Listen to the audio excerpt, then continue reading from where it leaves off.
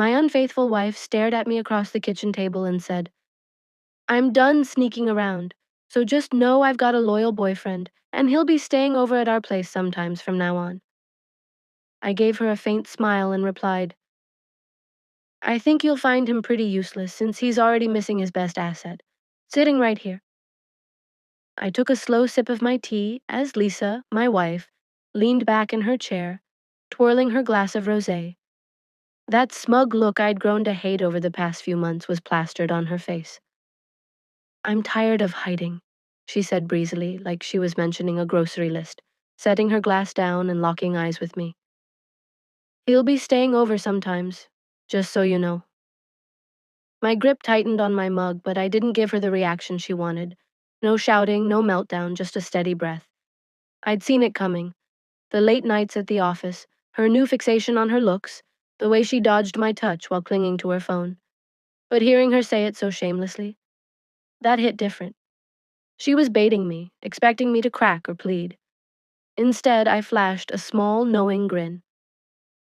"He'll be useless to you," I said smoothly, raising my tea to my lips, "since he's already lost his best asset." Her smirk slipped, her mouth parting as confusion flickered in her eyes. "What are you even talking about?" I set my mug down gently, leaned forward, and met her stare. "You'll find out soon enough." For the first time, her confidence shook. She'd braced for fury or begging, not this unsettling calm. "What's that supposed to mean?" she asked, her voice wobbling. I leaned back, watching unease seep into her face. She thought she was running this show, but that was her first misstep. "Enjoy tonight," I said, standing up. "It's the last time things will feel normal." I left her there, letting doubt fester. She had no clue what I'd been building for weeks. Ever since I'd sensed something off, I didn't confront her. I watched.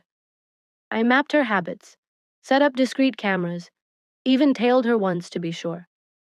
Her so-called loyal boyfriend, a sorry excuse for a guy named Ryan, had no idea I'd been peeling back his life while he strutted into my house. His job, his shady past.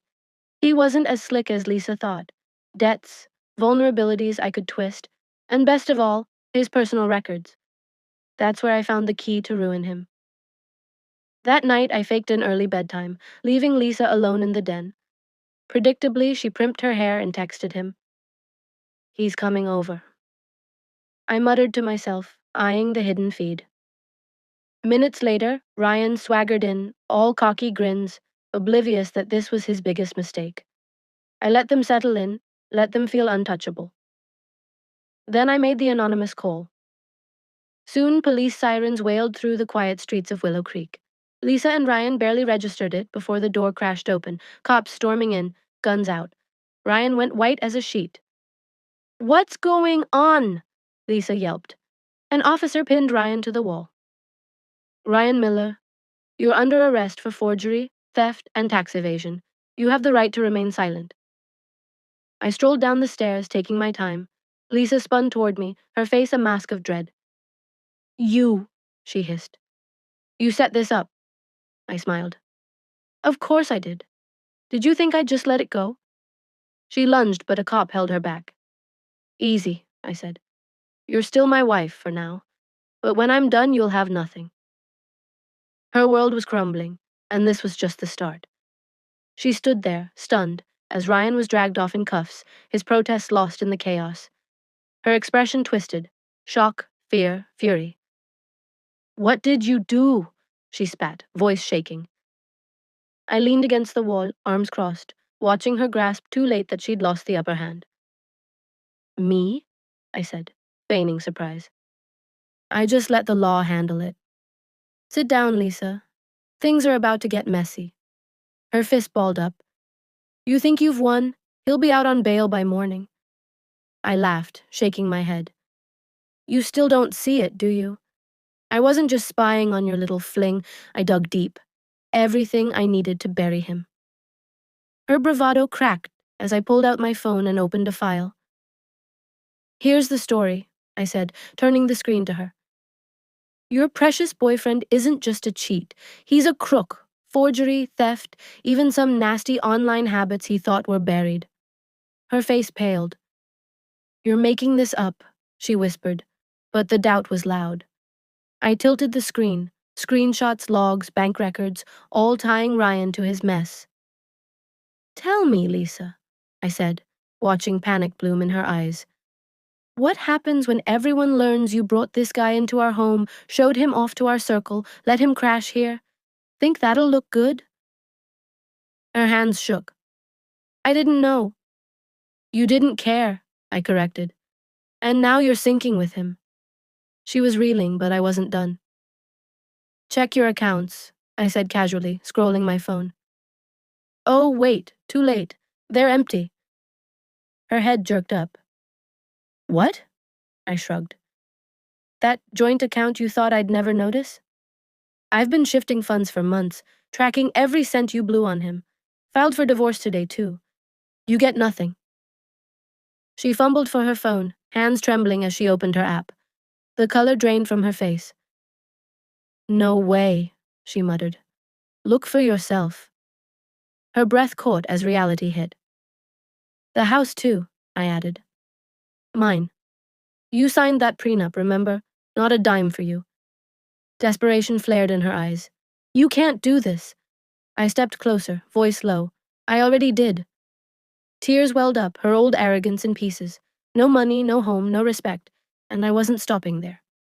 I glanced at my watch. "I'd stay to watch you unravel, but I've got plans." "You? You've got about a day before the real chaos hits." She wiped her eyes, voice quaking. "What's that mean?" I smirked. "You're about to be a star." Her phone buzzed, once, twice, then nonstop. She opened it, breath racing as messages poured in. Pics of her affair hitting our Willow Creek group chats, Ryan's arrest report spreading, even that ridiculous open relationship idea she'd once floated, now online for all to see. "You sent this to everyone?" She choked. "Not just them," I said, heading for the door. "Your boss, your cousins, the neighbors, even your book club. Enjoy the spotlight." I walked out, leaving her in the wreckage of her choices.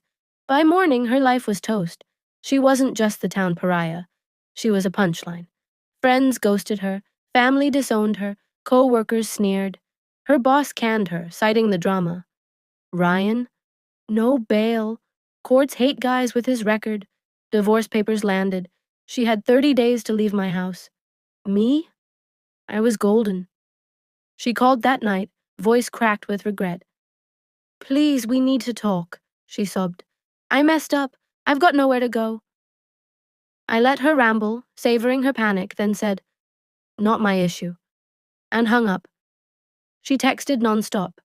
I ignored it. Her choice, her mess. A week later, she showed up at my door, hair wild, makeup smeared, a shell of the woman who'd once gloated. "Please," she whispered, "I need help. I'm alone." I eyed her. The same woman who'd thought she had me beat, now shattered. "What about your loyal boyfriend?" She flinched. "Gone. Won't even text back." I chuckled. "Yeah, me neither." I shut the door as she crumpled, sobbing. She didn't matter anymore.